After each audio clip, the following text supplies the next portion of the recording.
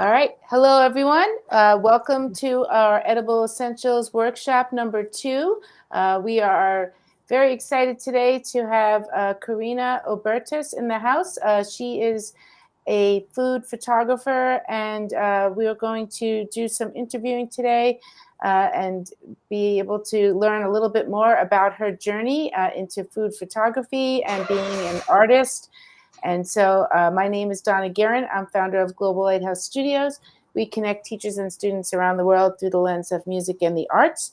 And I am joined today by my co-host, Dan Roeder. So Dan, if you want to go ahead and introduce yourself.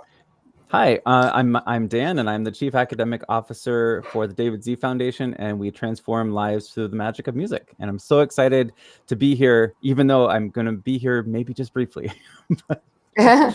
That's okay. Brief is fine. I was telling Corina that you are the master of all that is live stream, and so we're happy to Oh, have that's a you, big title. That's a big title. even just for a brief time. So, Corina, if you want to go ahead and just introduce yourself and tell us where you're from and a little about yourself. Yes, my name is Corina Daniela Obertas. I'm known as the food master. I am based in Italy, in Rome. I'm not Italian of origin. I am born in Romania on the Black Sea coast, but I came in Italy in 2003, and I have double citizenship, Italian and Romanian. So I work as food photographer. This is my base job. Since 2021, I'm also in NFTs as multidisciplinary artist. And I don't know with what should I start. I wasn't a food photographer. My life it's completely changed about 20 years before, when I entered in photography. I was a real estater. I did real estate all my life from the third year of university. I have a degree in accounting and business management. And then I made my real estate agency in Romania, in Bucharest. And then I came to Rome and I did the same thing till 2012. In 2012, I closed, but I started with photography a little bit before, in 2008. I was starting because the photography was my passion since when I was child. My father introduced me to this amazing, let's say, hobby, because it was a hobby initially. He teach me. I think I was 4 years old when I first entered with him in the dark room and learned to photograph him. I put here his old camera. I have this camera. Look at this. Oh, wow. My father's old camera. It's practically I was born with this camera. Is the first camera I saw. Is the camera I learned to photograph with this camera, and I have it now also, and it's working. So I was a hobby photographer for all my life practically. And when the crisis came and I couldn't make any more real estate, I took a sabbatic year, and I was thinking, what can I do? If I have to change, what can I do? And I started to make photography again, practically easily, step by step, passing through from a hobby to stock photography. I started to shoot for stock agencies. And then slowly, I saw that I like food photography, and I decided to become a food photographer. and I started to prepare myself with online. Of course, I am a self-taught photographer. I'm not let's say I don't have any school of photography or any special preparation in arts. I prepare myself online with photography schools like Carl Taylor and Photigi in the United States. And I learned by doing. I learned by myself everything. I opened my company, and I work now are more than 15 years since when I work as food photographer with a lot of restaurants here in Rome, brands and other food industry, activities. So since 2021, I'm doing NFTs too. I go into into this, let's say, Web3, and I became a kind of a multidisciplinary artist. I'm not doing only photography, but I'm doing also a lot of AI and some Wow. other my hobbies: a bit of painting, a bit of collage, a bit of digital art and video. Let's say I'm trying to mix everything. Recently, I'm applying AI in my photography, in my food photography work. I have developed one algorithm which helps my clients have let's say some rapid services, because based on what they have, based on their locations, on their recipes, on their faces, because I can reproduce even faces if they need photography in a short time for marketing, for social networks, for I don't know what other type of things we can I can help them to simplify the process, to avoid to I don't know, to shoot on location, to spend other important money. So I created this algorithm who is able to help me to reproduce recipes, faces, everything, locations. I put there, for example, they need a special location. We don't go on that location to spend other money to lose a lot of time, because we lose at least 4 or 5 days to make all the shooting. So I create everything with this algorithm, and there are a few days when I start to receive a great response, a great answer from my clients for this type of service, and I'm very happy for it, because it's an innovation. It's something new. It's a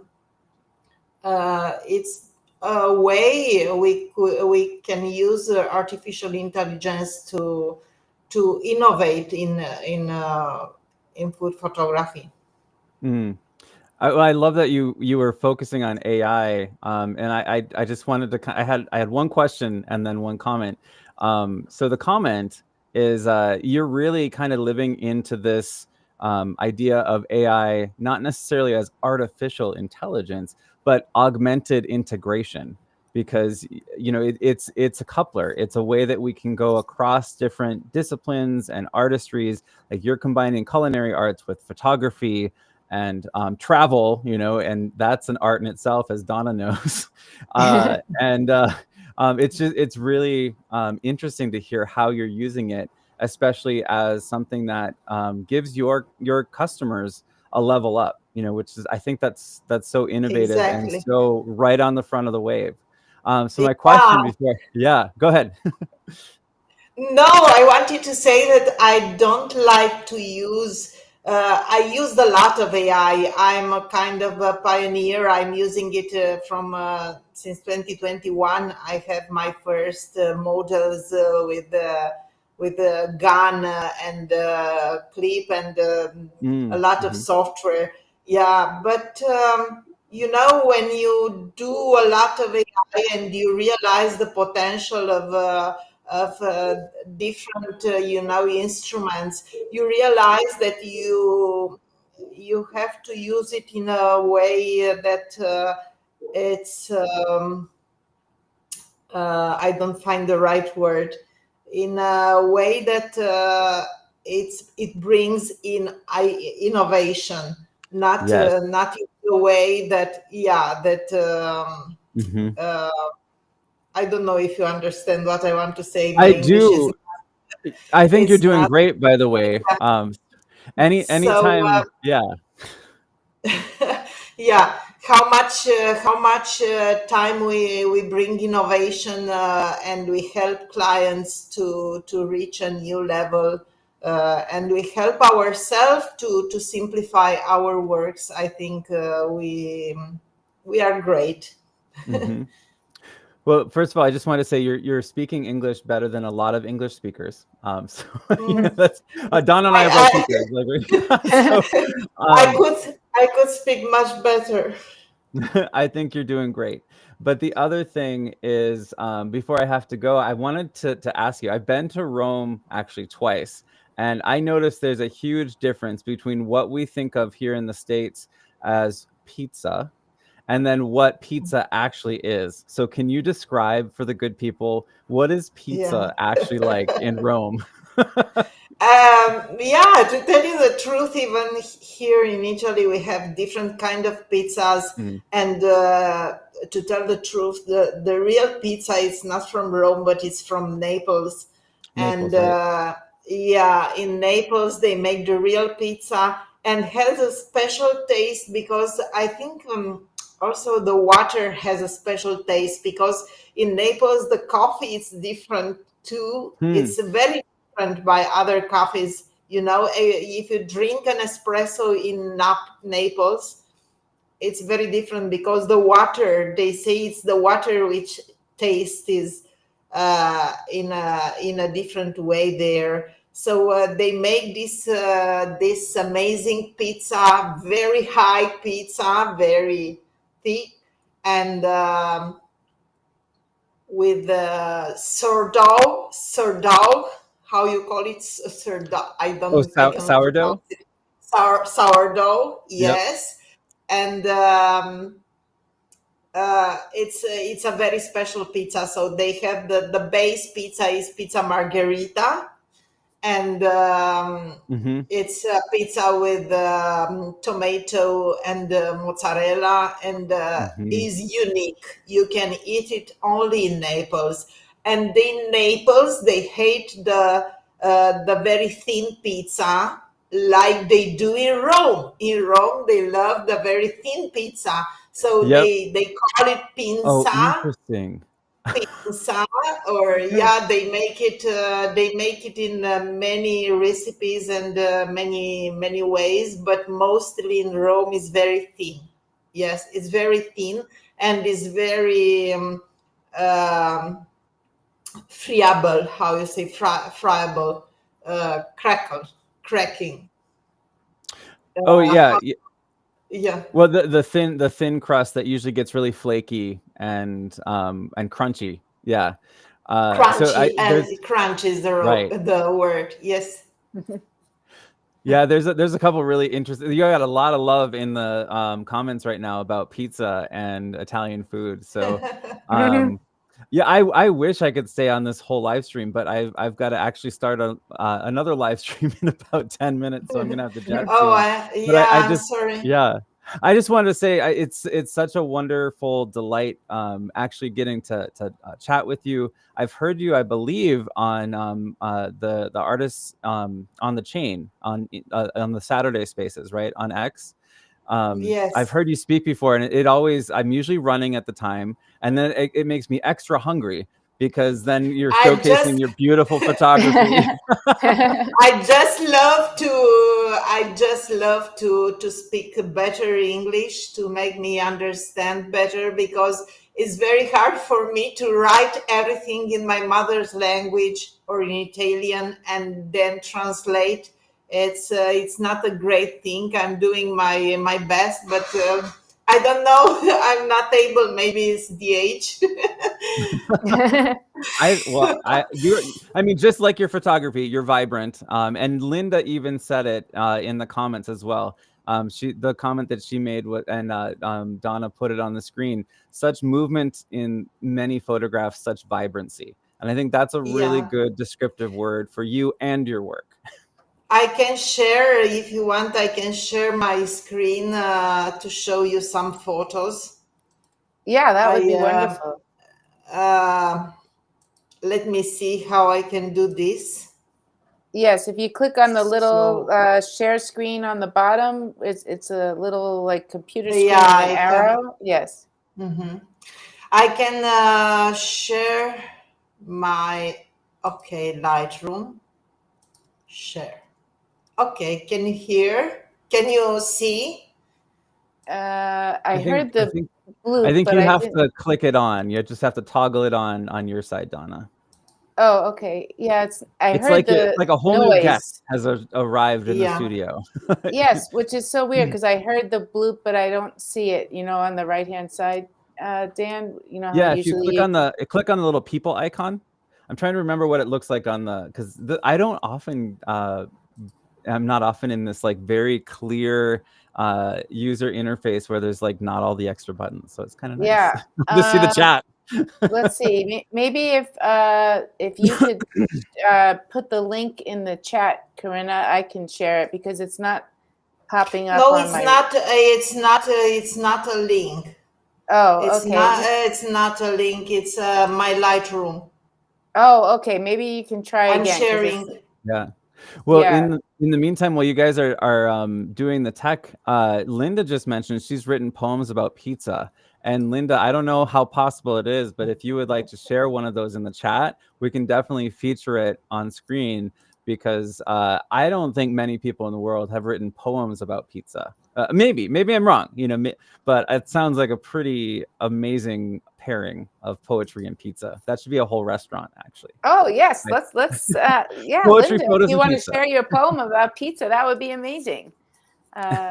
Not sure why it's not showing up. I don't know.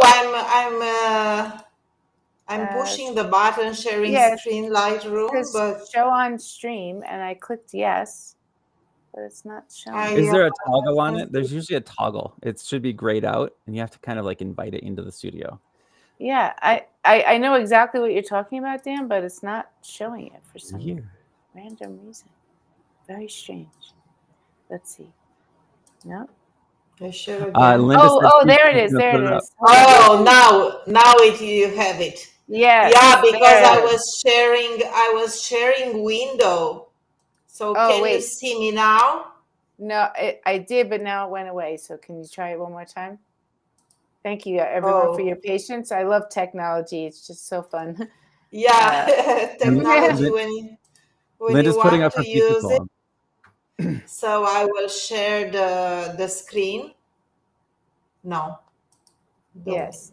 Yeah. So, Corina, you just have to keep sharing, and then Donna can turn it on and off on her end. So as long as you're just sharing your screen, you should only have to hit the button once, and then it can come in and out.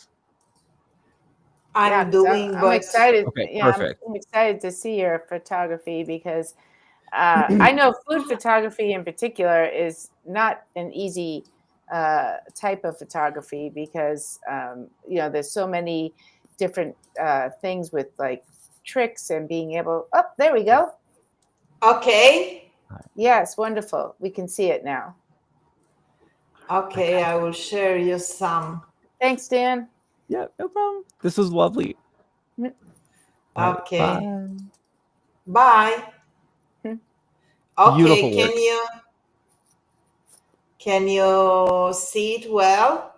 Yes, we can see it. It's beautiful. Okay, I will take you a slideshow This is a Christmas photo. I took it for some clients. As you see, it's this specific Italian cheese called pecorino. It's a pecorino from North Italy, a special pecorino.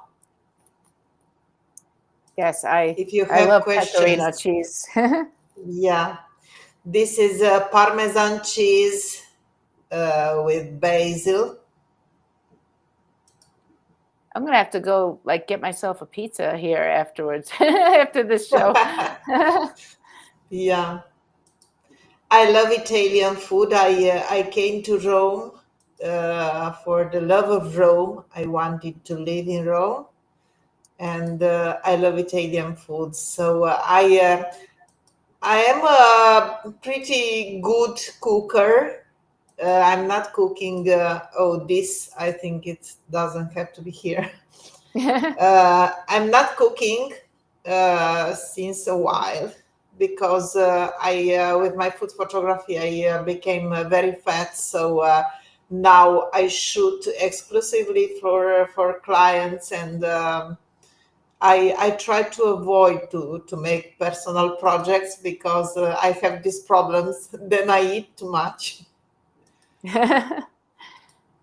So I guess what is the most difficult picture you ever took, or what is the most difficult food or most challenging?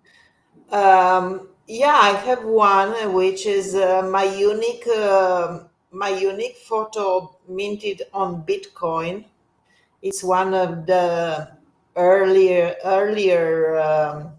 inscriptions. Is this one? Can you see it? Oh, yes. So can you tell us a This little is about a that? this is a high speed photography of a piece of bread.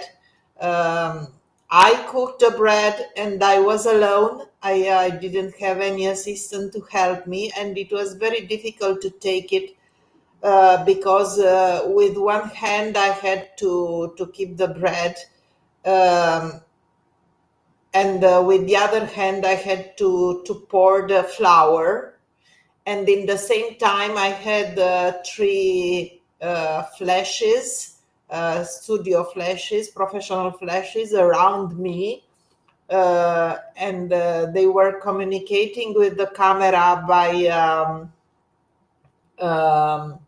a Myops trigger with laser. So when the flower was hitting the laser ray, the camera and the flashes were triggering, and it was pretty difficult to take a good shot. I shoot about 200, 215, 250, I don't remember now, photographs, and then I choose the perfect one because it's not easy to synchronize, everything in order to get exactly what you imagine. This is a problem in food photography. This is a very ordinary problem. Is not a way to do the things. It's I think each photographer has his own ways to methods to shoot things. Yeah, the general methods are the same, but I think each one is building own way to shoot. I'm shooting a lot in remote with the software. I use or the software of the camera or the Capture One Pro. I use Capture One a lot, um, and I use a big screen. I use to connect my camera to a big screen, and I'm seeing in real time what I'm shooting and how my set is developing, and I am able to zoom inside the things to see very clear my focus point and to be sure that I'm shooting, in the right way. That I'm able to see um, the light, the colors, everything in real time. So this is helping me a lot. Wow. And can you tell us a little about, like, for example, I saw it looked like a hamburger, for example, Yeah. but it was like spread out. Like, how do you go about like starting something like that? How do you, if you're gonna give some advice to young photographers? Yeah, it's all let's say exercise. It's not so difficult. It's a lot of I'm looking for it where it is. This one, the other one as well. It's all exercise. For example, I photographed. I I don't have it now under my hand, but I constructed. I'm building my own things. I have a lot of stuff built by myself. So here I have an wooden frame with that thin, transparent. How you call it? Fishing. Um, how you call? Oh my God, Oh, my like a fishing like line, a like fishing like the wire. line of Yes, the fish. yes. Yes. So I photographed my food in the desired position, and then it's only edit in Photoshop. I take each piece, I cut out it, and then I compose everything by in Photoshop. Yeah, it's not photographed all together. It would be impossible. Yes. And so what brought you to food photography specifically? I mean, obviously you just loved photography and taking pictures, but what specifically do you think drew you into food photography?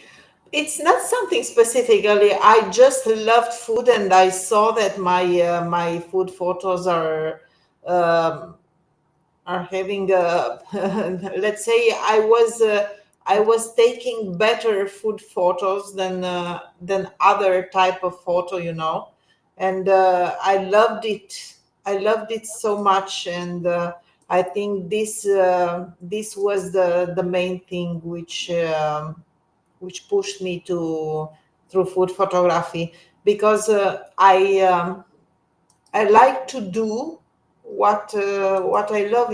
Every day, if I have to do something, I have to do it with all my heart, and I have to like it. So I noticed that I love food photography. I love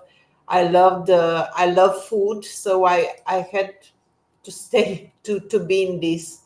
It's nothing special. Only this. Mm. I think it's very Oh, it special. is very It's very special. special for me. Yes, for me, it's very special. Yeah. Oh, rice balls. Yeah, Those are seriously my favorite. We have a tradition in my family. We make them actually every year on New Year's Eve, and we make rice balls, and they. they're not Oh, quite as authentic as yes. And so when I got to visit Rome a few years back, there was a pizza shop just across the street from our hotel, and I literally went there every day to get a rice yeah, ball. I couldn't get enough. They're so delicious. I love them, and they are very difficult to make. I feel like, and so I'm sure they're yeah. just as difficult It to to southern photograph. But Italy. It's typical to southern Italy. They make the Sicily.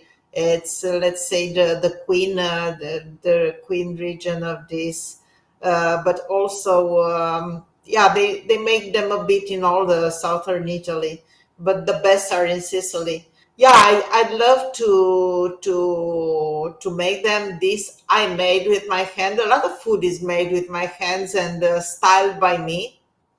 I also work with the food stylist, but when the client pays the food stylist, because food stylists are very expensive, and if the client pay the food stylist, is okay. So Yeah, yeah. wonderful. Wow, I'm getting very hungry watching this. uh, but but yeah, and do you have any advice for some young photographers? So as you know, we work with students all around the world, from as young as 5 years old all the way up to through university students. And so, if someone was really interested in getting involved with food photography or just being a young photographer, are there any special advice that you would give to some young people? Yeah, they. I don't know uh, from what point of view, because advices are. I can give many advices. Depends if someone is already in food photography or if someone wants to get in food photography. But I think what is the most important, it's the storytelling. Um, it's I think the most important thing a photographer, and any type of photographer, not only food photographer, um, must learn first before and or together with photography must learn storytelling. The storytelling, I think, it's the most important part, and you have to learn to shoot what you shoot, to photograph, in order that you transform that food to give it the ability to tell a story, to transport someone. I don't know if someone sees a photo of food from United States, uh, see a, see an Italian recipe, for example. That person has to be able to imagine, something related to Italy. To that picture has to tell a story, to awake some, I don't know, some feelings, some sensations, something. If you are not able to construct a storytelling, um, second my opinion, you are not an artist, you are not a photographer. So I think who is uh, starting with food photography, first of all should learn this. Then basic things like lighting, materials, composition, set arrangement. I don't know. There are many things um, about which I could tell, but I don't know. I don't know with what to start, because I don't know. I don't understand well your question about what about, because there are many things. Yes. No, I just thought, if someone was interested in starting a career in food photography, like, I think you said it best earlier when you talked about just being able to follow your heart and follow your passion. And if it's something that you're interested in, you should, you should follow your heart, and you should go ahead Yes, and. of course, yes. They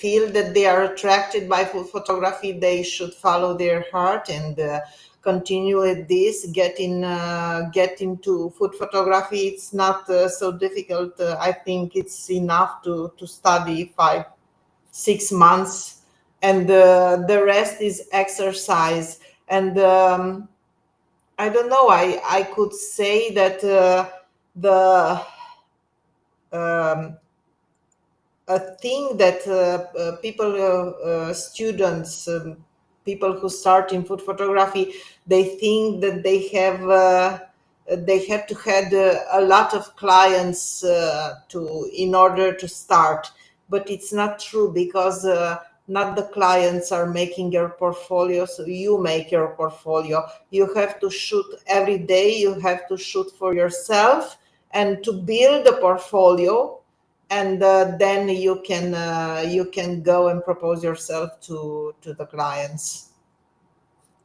And Yes, out to the wonderful. tomato. Yes, and yes, I Yeah. wanted to share this poem that Linda was trying to share, and so I'm hoping you can see my screen, but I wanted to go ahead and read it to everyone. So this is from Linda Dickman. She's a poet friend of ours and part of our Global Lighthouse family, and so I thought it would be appropriate to share here. And this is called An Ode to the Tomato. It says, "Oh, you glorious fruit, fleshy, seedy, wantonly red, staple of the poor, stealthy enemy of the wealthy. Yet you sat at the table with Queen Margarita, celebrated the rebirth of a nation, read of her flag, a victory meal of pomodoro, mozzarella, and basil, lightly diffused across a round, still consumed in her honor. Paired with the salt shaker and a walk, you are a perfect meal. Grape, cherry, Roma, beefsteak, mortgage lifters, brandy wine, big boy, music to my mouth, hardest to share, homegrown, and most guarded. The sauce of Thursday nights, the seed of family legend, the aroma rushing from a cauldron, stirred with a 2x4, served with amore." By Linda Trott Dickman.